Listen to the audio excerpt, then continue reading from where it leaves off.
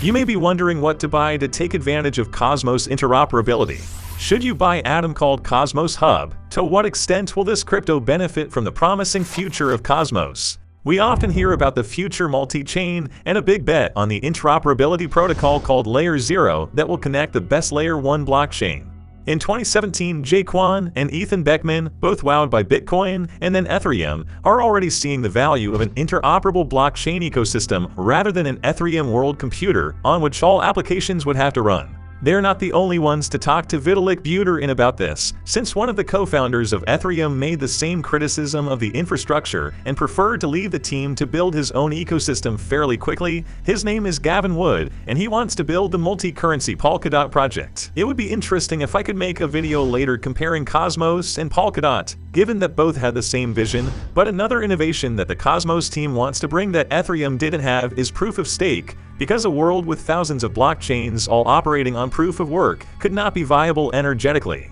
It's funny to see that it's Ethereum that's moving towards the vision of the Cosmos and not the other way around. From the point of view of the Cosmos, Ethereum is an excellent decentralized computer that will connect to thousands of other computers that will be more or less decentralized, but above all personalized and sovereign. It makes you wonder whether what we call crypto isn't simply the Cosmos, with, in this first year, the first most secure and decentralized blockchain, which we call Bitcoin, followed by a platform for launching applications in the form of smart contracts called Ethereum. And then naturally these applications will move from the launch phase, which is the smart contract, to the final phase, which is the blockchain. But before all that, we need to have the interoperability and security that Ethereum offers to the application, but on the blockchain itself. We're right in the middle of this transition, and engineers Ethan Beckman and Jae Kwon have succeeded in creating and adopting Cosmos with the following 4 tools. Firstly, they created an all-in-one blockchain launch kit with Tendermint, which handles the consensus part of the blockchain, and Cosmos SDK, which is a kind of toolbox for the various app chains. Then they created this communication and security service with IBC, and the last atomic tool is the proof of concept, which is the first blockchain to be launched on Cosmos to prove that it worked, which then helped to finance all the development of Cosmos, and which will then be used to secure the various blockchains. Today, more than 50 blockchains are connected by IBC, which has enabled $2 billion in transfer volume over the last 30 days. If you're interested in the next big crypto project that's exciting the biggest wallets and brains, you'll surely wonder whether Tendermint isn't a bigger innovation than Bitcoin, in the sense that the market capitalization of blockchains using Tendermint is set to explode Bitcoin. In short, you'll have understood that the first Cosmos engineers bet big very early on, without knowing how it would benefit them, since absolutely everything I've just mentioned is public good, an open source common good that is free to use. Neither the use of development kits nor IBC brings anything to a crypto or a company in particular. But wasn't this a necessary evil for better scaling, without which would Cosmos be a reality?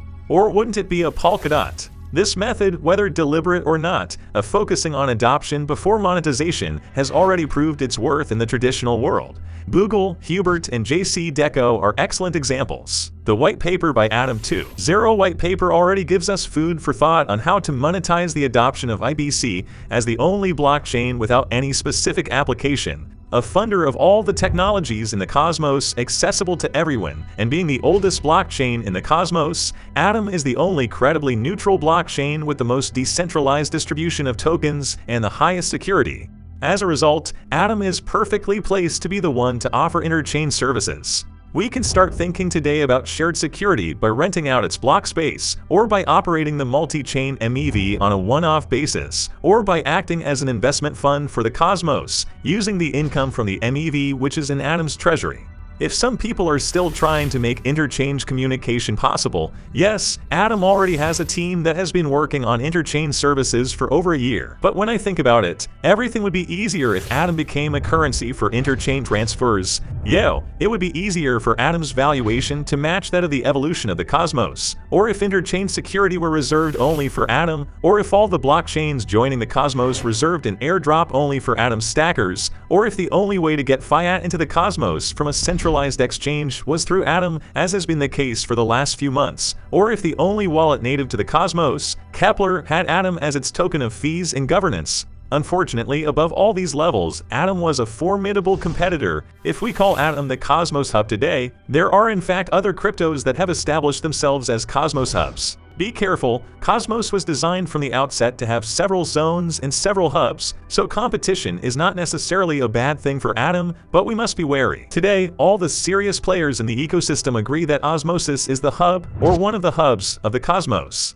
In fact, I'm going to tell you straight away. Osmosis surpasses Atom on every level. The only thing that Osmosis wants from Atom, and that would encourage it to use Atom's shared security. So in version 2 of Interchange Security, it's this famous Interchange Scheduler module on the MEV capture that Atom 2.0 has. Even if Osmosis already has the SKIP protocol which redistributes MEV revenues to stackers, the level offered by Interchange Scheduler is currently unrivaled if it were only already understood by the top 10 engineers. In the next video, I'll give you more details on the Osmosis strategy in the war to capture the value of the Cosmos. In other words, he will make themselves the most indispensable to the Cosmos ecosystem, whether in financing and securing new entrants to the Cosmos. I'll be talking to you about the new risks for Atom and the Cosmos ecosystem, which will bring us closer to answering the question of what to buy to take advantage of this visionary technology that is Cosmos. Because, as you'll have realized, buying Atom may not be enough. It's even something not to be favored under certain conditions.